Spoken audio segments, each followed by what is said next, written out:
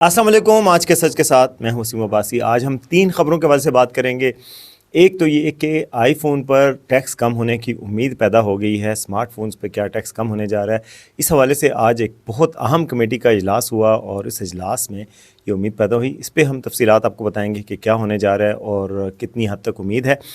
दूसरा, रजब भट्ट समेत बरतानिया से यूट्यूबरों की वापसी शुरू हो गई है और रजब भट्ट को क्यों डिपोर्ट किया गया है और वो पाकिस्तान पेश हो रहे हैं, कल पहुंचेंगे और अदालत भी पेश होंगे।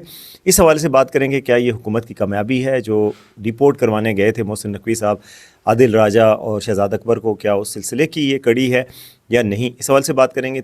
तीसरा, जस्टिस जहांगीरी जो कि इस्लामाबाद हाई कोर्ट के जज हैं, उनकी पोस्ट को शदीद ख़तरात लाहक हो गए हैं। उनके हवाले से उनकी डिग्री जाली साबित करने के हवाले से HEC और यूनिवर्सिटी की रिपोर्ट सामने आ गई जिसमें साबित हो रहा है कि उनकी डिग्री सही नहीं है। इस हवाले से भी बात करेंगे। तो सबसे पहले इस चैनल को सब्सक्राइब करें ताकि हम आपको बताते रहें कि इस मुल्क में हो क्या रहा है और क्यों हो रहा है।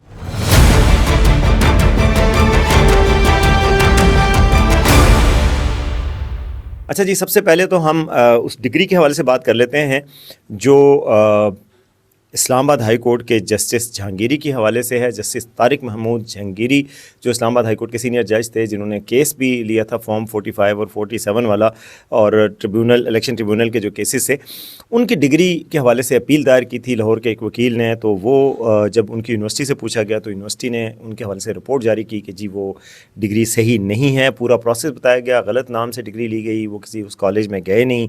ये मैं आपको तफसीलात बताता हूँ।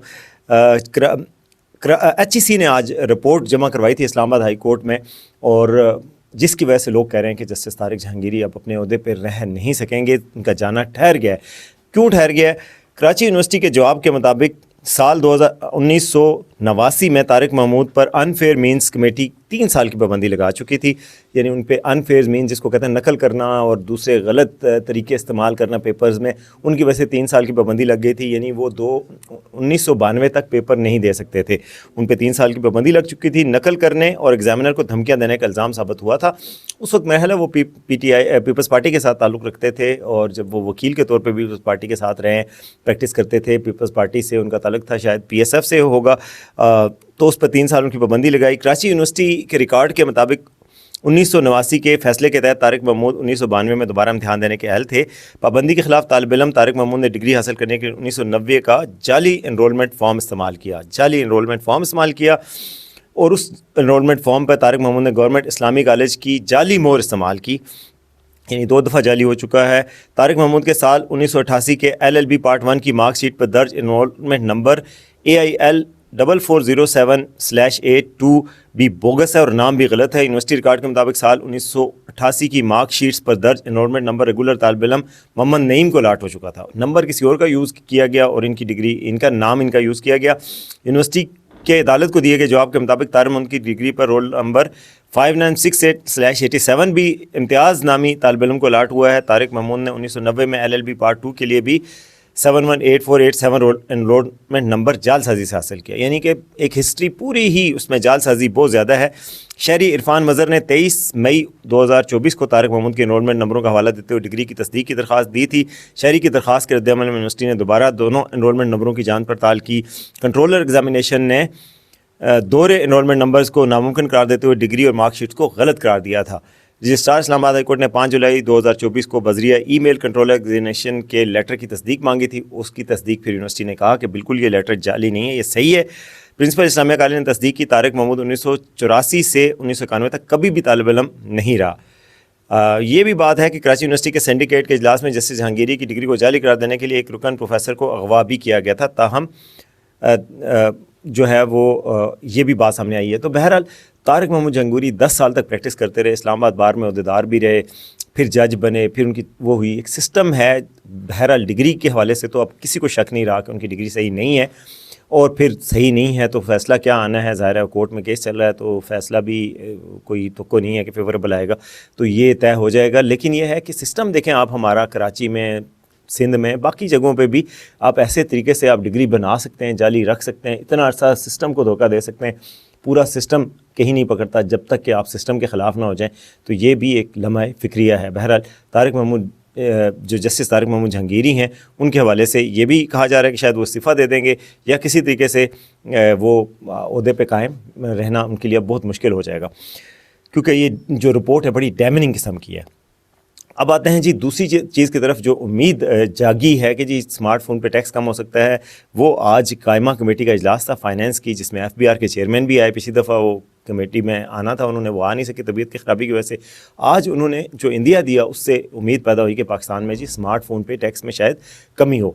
वहाँ पर कमेटी में ये बताया गया कि इतना टैक्स लगाया जाता है स्मार्टफोन पे, आईफोन पे भी, बाकी फ़ोन्स पे भी, कि उसकी कॉस्ट का, जो फ़ोन की कॉस्ट का, ख़ासतौर पे जो महंगे फ़ोन है $500 से ऊपर के, कॉस्ट का 55% तक उसकी कीमत होती है। यानी कि तकरीबन आपको 1.5 गुना यानी कीमत देनी पड़ती है जिस एक फ़ोन की, सिर्फ उसके टैक्स की मद में। और ये टैक्स क्या कहा जाता है कि आईफोन कोई लग्जरी आइटम नहीं है, लोग उसको कंटेंट क्रिएशन के लिए इस्तेमाल करते हैं, कैमरा की एडिटिंग के लिए यूज़ करते हैं, तो ये सारा कुछ आप इस तरीके से नहीं कर सकते। ये बहरहाल जो कमेटी हुई, कमेटी के इजलास में बताया गया कि जी पाकिस्तान में महंगे स्मार्टफोन पे जो है वो टैक्स कम होना चाहिए। कासिम गिलानी MNA हैं, जो यूसुफ रज़ा गिलानी जो कि सेनेटर हैं, फॉर्मर प्राइम मिनिस्टर भी हैं, सेनेट चेयरमैन भी है, उनके बेटे हैं, उन्होंने ये कैंपेन चलाई हुई थी। तो उन्होंने जनाब ट्वीट भी आज किया है कि चेयरमैन FBR ने कहा कि अगर वजारत ख़जाना का टैक्स पॉलिसी ऑफिस टैक्स कम करने की सिफारिश करे तो FBR को कोई इतराज़ नहीं होगा, और मार्च में ये दोबारा इसको लेके आएंगे। और ये भी बताया गया कि जी जो टैक्स है उसको भी रिव्यू करने की ज़रूरत है जो अभी टैक्स लगाया गया। अच्छा, मेरे पास एक लिस्ट आई पिछली दफ़ा जब ये इजलास हुआ, तो उसमें कासिम गिलानी को इतना बड़ा कोई एक पलंदा दिया गया कागजात का FBR की तरफ से, जिसमें बताया गया कि किस फ़ोन पे कितना टैक्स है।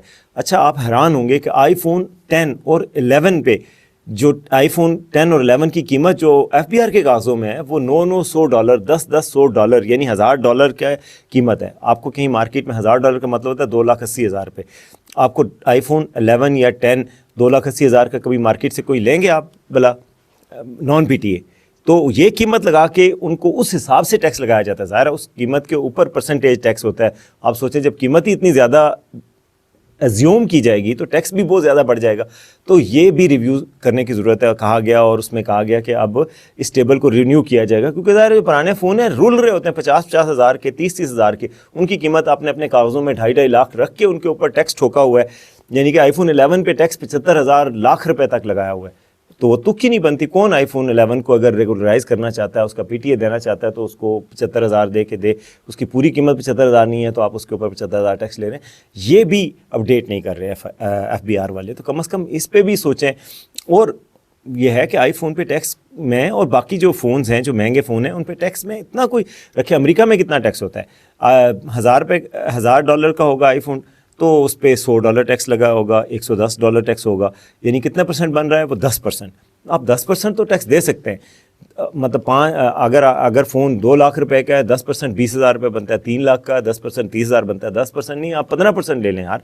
यही कासिम गिलानी का मौक़िफ़ है कि इसको आप लग्जरी आइटम में ना डालें, आप कंप्यूटर्स, लैपटॉप उस कैटेगरी में डालें, टेक्नोलॉजी की कैटेगरी में। टेक्नोलॉजी पे कम टैक्स है, महला फ्लैट 18% टैक्स है, तो टेक्नोलॉजी की कैटेगरी में ही सिर्फ डाल देना उस शेड्यूल में, तो फिर इसका टैक्स कम हो जाएगा। तो ये उम्मीद तो अब लग रही है, अवेयरनेस पैदा हो गई है, लोग कह रहे हैं। ये भी बात है कि सिर्फ पाकिस्तान में जो बनने वाले स्मार्टफोन्स हैं वो कह रहे हैं जी पाकिस्तान में जो स्मार्टफोन बन रहे हैं, तो पाकिस्तान में बनने वाले स्मार्टफोन में सिर्फ 2% ऐसे हैं जिस पे 5G चलता है। तो 5G तो नई टेक्नोलॉजी है, दुनिया भर में चलनी है, तो वो अगर इम्पोर्टेड फ़ोन आएंगे तो उस पर 5G भी चलेगा। तो टैक्स को ख़त्म ना करें, रैशनलाइज तो करें, कोई रीज़नेबल तो करें कि कोई बंदा लीगली इसको रख सके। अदरवाइज़ क्या होता है, लोग 2-2 फ़ोन रखते हैं, एक तरफ फ़ोन iPhone होता है, दूसरा एक छोटा फ़ोन होता है जिससे नेट लेते हैं और नॉन PTA चलाते हैं। तो आपको टैक्स तो फिर भी नहीं आया नॉन PTA जब लोगों ने चलाया। तो बेहतर है कि आप ज़्यादा लोग सारे लीगलाइज कर लेंगे। अगर 50,000 टैक्स हो फ्लैट iPhone पे, तो आप सारे लोग ही लीगल उसको कर लेंगे और आपको ज़्यादा रेवेन्यू एन मास लोग रजिस्ट्रेशन करवाएंगे, आपके पास वॉल्यूम बढ़ेगा तो आपके पास ज़्यादा रेवेन्यू आ जाएगा। बहरहाल अब देखते हैं कि वो करते क्या हैं इस पर। ये एक चीज़ चल रही है। आखिरी खबर की तरफ आते हैं। यूट्यूबर रजब भट्ट, आपके पसंदीदा, सबके पसंदीदा। वैसे मैंने पाकिस्तान में जितने लोगों से बात की आज तक, किसी बंदे को रजब भट्ट का हामी नहीं पाया। डक्की भाई के बहुत सारे हामी हैं कि चलो जी डक्की भाई क्या करता था, थोड़ा सा बाथरूम जोक्स ज़्यादा करता था, इस तरह के अपने ऊपर मजाक उड़ाता था या कोई और बातें करता था। लेकिन रजब भट्ट के हवाले से तो ये भी कहा जाता है उसने अपनी वालदा के हवाले से, अपनी वाइफ के हवाले से जो कंट्रोवर्शियल बातें की हैं, मज़हब के हवाले से, हर तरह की बातें। और लेवल शेवल कोई है नहीं बोलने का, ना समझ है चीज़ों की, ना इश्यूज़ की, तो उसके हवाले से बात करना इस वजह से उनकी जो मुश्किल हुई है तो उस पर पाकिस्तान में उस तरीके से रद्दमल नहीं आ रहा जितना कि डक्की भाई पे आया था। बहरहाल रजब भट्ट को जनाब शामत आ गई और उनको यूके से डिपोर्ट कर दिया गया। उनको जनाब डिपोर्ट क्यों किया गया है, उनके ऊपर तहकीकात की गई। उनकी पाकिस्तान के भी काउंटर टेररिज्म के इदारों ने बरतानिया को ख़त लिखा था। बरतानिया ने भी MI6 जो उनकी इंटेलिजेंस एजेंसी है उसने जनाब उनकी तहकीकात की टेररिज्म के चार्जेस पे। तो उन्होंने तहकीकात में टेररिज्म तो साबित नहीं हुआ, लेकिन उन्होंने फिर मज़ीद छांटी की कि ये आए क्यों थे यहाँ पे, किस कागज़ों पे आए थे। इनके गूगल किया गया तो पता चला कि जी इनके ऊपर तो केसेस थे, पाकिस्तान में एक्टिव लाइव केसेस थे। जिस वक्त इन्होंने वीज़े की दरख्वास्त दी थी, वीज़े पे एक फॉर्म होता है कि क्या आपके कोई केसेस तो नहीं है। इन्होंने वो फॉर्म पे लिखा कि नहीं है। उस पर यह लिखा होता है कि अगर आपने यहाँ झूठी मालूमात दी तो आपका वीज़ा कैंसिल हो सकता है और आपके खिलाफ एक्शन हो सकता है। तो इन्होंने जनाब झूठी मालूमात दी थी और वीज़े पे नहीं बताया था। तो उसके बाद इनको जहाज़ पे बैठा दिया गया और ये जहाज़ पे बैठ के जनाब पाकिस्तान पहुँच रहे हैं। इधर इनके वकला ने जनाब इस्लामाबाद हाई कोर्ट में और हाई कोर्ट्स में दरख्वास्त दे के इनकी ज़मानत कबल अज़ गिरफ़्तारी करा ली है कि एयरपोर्ट से इनको ना उठा लिया जाए, बल्कि ये वापस आएंगे, इनके ख़िलाफ़ केस तो यहाँ चलेंगे। इनके ख़िलाफ़ काफ़ी केसेस हैं। इनके वकील मियाँ अशफाक का मैं देख रहा था, उनका मौक़िफ़ है कि इनको डिपोर्ट नहीं किया गया, ये ख़ुद से पाकिस्तान आना चाह रहे थे, बस वो उन्होंने ज़मानत करवाई है और वो ख़ुद पेश हो रहे हैं। लेकिन मुर्ज़ा अली शाह जो जियो के वहाँ के रिपोर्टर हैं, एडिटर हैं, बड़े सीनियर जर्नलिस्ट हैं, मेरे दोस्त भी हैं, उनका ये दावा है, जंग में ख़बर भी दी है उन्होंने जियो में भी, कि उनको डिपोर्ट किया गया और इसी तरह किया गया जिस तरह मैं आपको बता रहा हूँ। अब देखते हैं कि उनके साथ होता क्या है। लेकिन डक्की भाई जो है वो तो कौमी बयानिया के साथ हमांग नज़र आए। बिग ब्रदर्स की हिमायत, जिस तरह उन्होंने कहा कि वो भाई अच्छे नहीं थे NCCI वाले, लेकिन बिग ब्रदर्स अच्छे थे। क्या अब रजब भट्ट भी नेक होके आएंगे और आके कहेंगे कि वो भाई अच्छे नहीं होते, बाकी सारे भाई बुरे हैं और ये भाई अच्छे हैं? तो फिर उसके बाद देखते हैं, फिर उनको मेरा ख्याल है बचत होगी। अदरवाइज़ जो है वो उनके ख़िलाफ़ यहाँ पे काफ़ी तगड़े केसेस हैं और अवामी सतह पर भी उनकी कोई इतनी पजीराई नहीं है। लेकिन ये सिलसिला अब ये कहा जा रहा है कि जी मोहसिन नकवी साहब गए थे जी आदिल राजा को और शहजाद अकबर को डिपोर्ट करवाने, और डिपोर्ट जी रजब भट्ट हो गए। तो क्या ये सिलसिला शुरू हो गया? ये एक ट्रेंड तो ख़तरनाक है। ख़तरे की घंटी तो सारे यूट्यूबर्स के लिए बज गई है जो कि यूके में कौन कौन है? इमरान रियाज भी हैं और भी बड़े बड़े पाकिस्तानी, आदिल राजा भी हैं, शहजाद अकबर भी हैं, और भी यूट्यूबर्स भी हैं, दूसरे ऑफिशियल्स भी हैं। तो क्या उनको भी एक एक करके डिपोर्ट किया जाएगा और एक रास्ता खुल गया है? तो इस रास्ते की वजह से ये तशवीश की लहर पाई जाती है बाकी यूट्यूबर्स में। यूट्यूबर पे तो वैसे भी शामत हुई है। उधर शहबाज गिल साहब की सारी यूट्यूब वीडियोस डिलीट हो गई हैं, कोई 17-18 के अलावा, और बाकी जो बातें की थी यूट्यूब ने, कोई कहा जा रहा है कि हज़ारों की तादाद में वीडियोस डिलीट की हैं जिसमें एंटी स्टेट और डेफेमेटरी किस्म का कंटेंट था। तो क्या अब यूट्यूब भी महफूज नहीं रहा और यूट्यूबर भी महफूज नहीं रहे? ये आने वाला वक्त बताएगा। अब तक के लिए इतना ही। देखते रहें आज का सच।